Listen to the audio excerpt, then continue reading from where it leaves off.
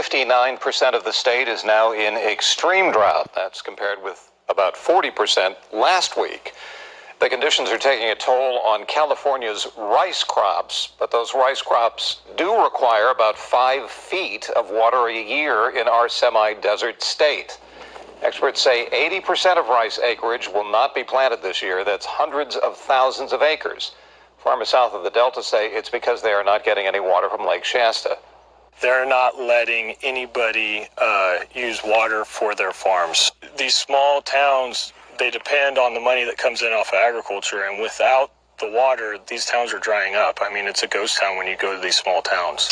Lake Shasta is below 50% capacity at a historic low. CBS reporter Ben Tracy shows us how 2 decades of drought is now threatening a critical Western water supply. It's hard to believe a place this beautiful is also a shadow of its former self. Lake Powell has mostly been on a decline for the past 2 decades.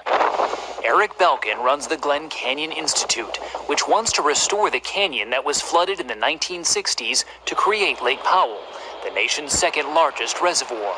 This area that we're in right now is 177 feet below full pool. And when was the last time it was that high?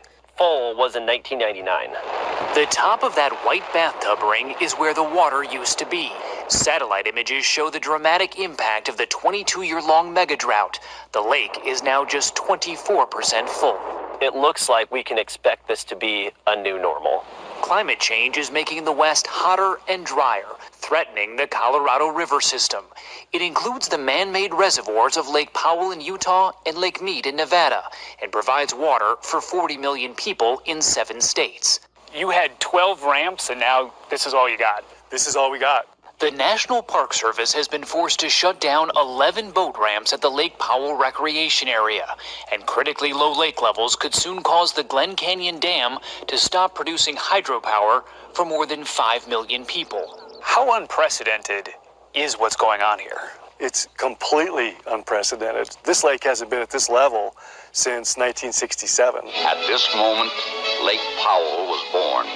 That's when Glen Canyon was drowned, erasing a landscape often compared to the Grand Canyon. It's a very special place. Now as the water recedes, the canyon is being reborn. This is just stunning in here.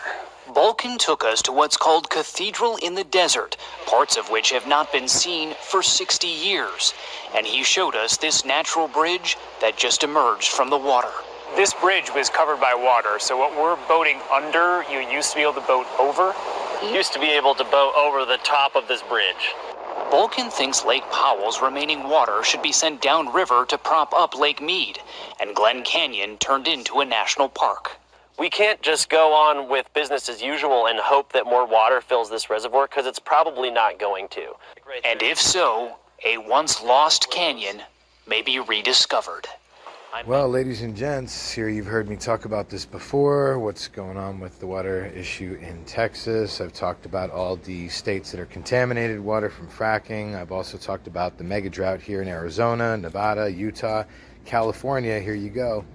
So this is an issue with many, many states. It's not just 7 states in the southwest west coast of the United States. There's probably over 20 states that are having this issue. And if our politicians don't get on this soon, there's going to be a big issue, much bigger than now. Maybe it's time for the United States to create a pipeline to divert water. Maybe it's time that we start having a discussion about diverting water from one of the other bigger rivers in the United States. Maybe I'll throw out an example, the Mississippi. I don't know. Something's got to change. They have got to come up with a viable solution. Let me know what you think in the comments. Like and share.